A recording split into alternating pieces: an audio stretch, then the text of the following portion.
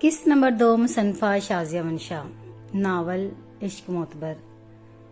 मिराल साहिबा मुझसे मिलने नहीं आएंगी, शायद मुझे ही उनके पास जाना होगा। शमीर ने सोचा, वैसे उसका कमरा कहाँ है?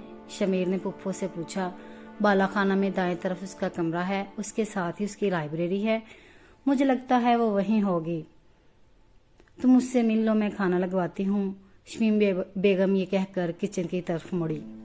शमीर सीढ़ियां चढ़ने लगा। लाइब्रेरी के दरवाजे पर दस्तक हुई। ठक ठक ठक आवाज आई। कौन है?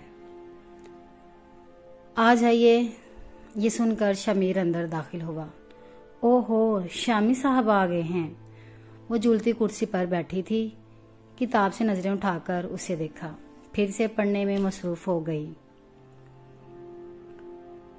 आओ बैठो, कैसे हो?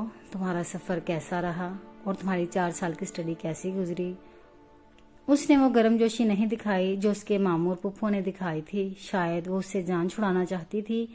एक ही बार में सब कुछ पूछकर शमीर को इसका अंदाजा हो गया। उसने हाथ में पकड़े ग्लासेस लगाए। लगता है तुम मसरूफ हो, फिर मिलेंगे, वो ये कहकर लाइब्रेरी से निकल गया। शमीर शमीर वो पुकारती रह गई, मगर वो टूटे दिल और उदास आंखों के साथ वहां से जा चुका था। बेडरूम में होने वाली बातें वो अपनी मामा और शमीर की सुन चुकी थी। उनको सुनकर उसे बहुत गुस्सा आया था, जो उसने शमीर पर निकाल दिया। ये सोचे बगैर को वो उसका दोस्त है और 4 साल बाद अमेरिका से लौटा है। उसने शाने झुकाए, आंखें सुकेड़ी और फिर से पढ़ने में मसरूफ हो गई, जैसे उसे शमीर कैसे जाने की कोई परवाह नहीं। डिनर के लिए वो चारों इकट्ठे बैठे थे। उसकी पुप्पो और मामू उससे अमेरिका के बारे में पूछ रहे थे।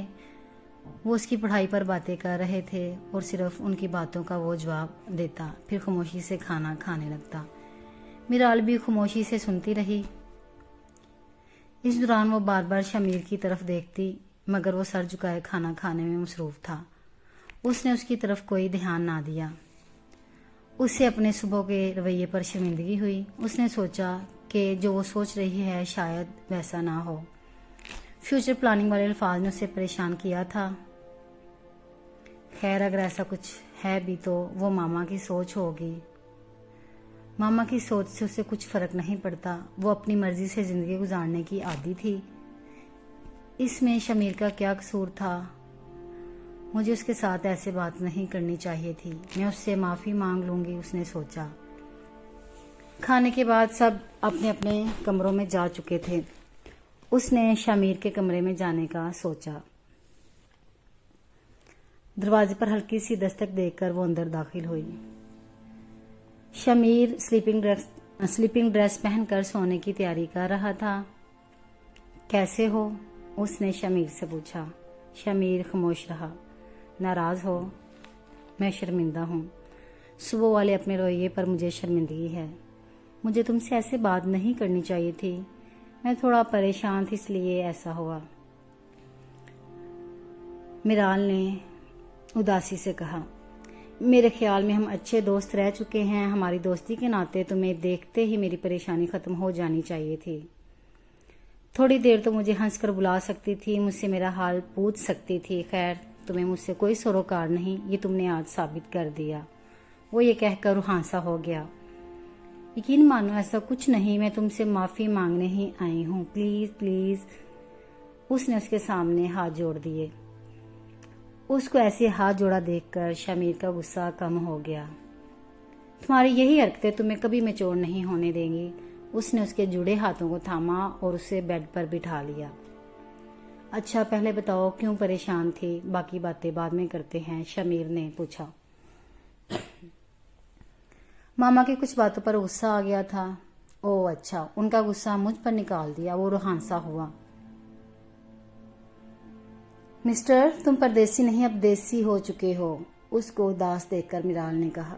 वो दोनों खिलखिलाकर हंस पड़े और फिर उनकी गुफ्तगू जारी हो गई।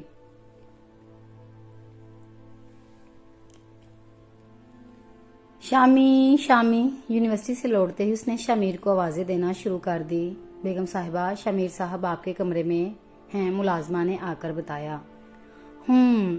तो मेरे कमरे का जायजा लिया जा रहा है। मुलाजमा को अपनी चीजें देखकर वो गुनगुनाते हुए सीढ़ियां चढ़ने लगी। साइड टेबल पर रखी उसकी तस्वीर में वो कहीं खोया हुआ था। जब उसके कानों में सरगोशी हुई, शमीर साहब मेरा कमरा देख चुके, कैसा लगा, पसंद आया? वैसे तुम्हारी पुप्पो को मेरा कमरा पसंद नहीं, वो इसमें आना भी पसंद नहीं करती। मुझे ये भी नहीं याद कि वो आखिरी बार मेरे कमरे में कब आई थी। उसकी तस्वीर साइड टेबल पर रखकर वो उसकी तरफ मतवज्जा हुआ। इर्द गिर्द देखकर कमरे का जायजा लिया। दीवारों पर हर तरफ ब्लैक कलर के वॉलपेपर थे। ब्लैक कलर बहुत वाजिया हो रहा था। उसका कैबिनेट भी ब्लैक कलर का था। तस्वीर में भी उसने ब्लैक ड्रेस पहना हुआ था। जी प्यारे रीडर्स और कारीन, ये रही सेकंड एपिसोड। मुझे उम्मीद है आपको सेकंड एपिसोड भी बहुत पसंद आई होगी। अगर मुझसे कहीं पढ़ने में गलती कोताही होगी हो, लबो लहजा समझने में कोई आपको दुश्वारी हुई हो, तो मैं माजरत करती हूँ। इंशाल्लाह वक्त के साथ साथ मैं अपनी गलतियों को समेटती जाऊँगी। मुझे उम्मीद है कि आप लोग भरपूर मेरा साथ देंगे और मेरे नावल को पसंद करेंगे। मेरे नावल को पसंद ज़रूर कीजिएगा। मुझे कमेंट सेक्शन में अपनी राय से ज़रूर आगाह कीजिएगा। मेरे चैनल को सब्सक्राइब करें और इसे ज़्यादा से ज़्यादा दूसरे लोगों तक पहुँचाएँ। आपकी राय का इंतज़ार करूँगी। शुक्रिया। अल्लाह हाफ़िज़।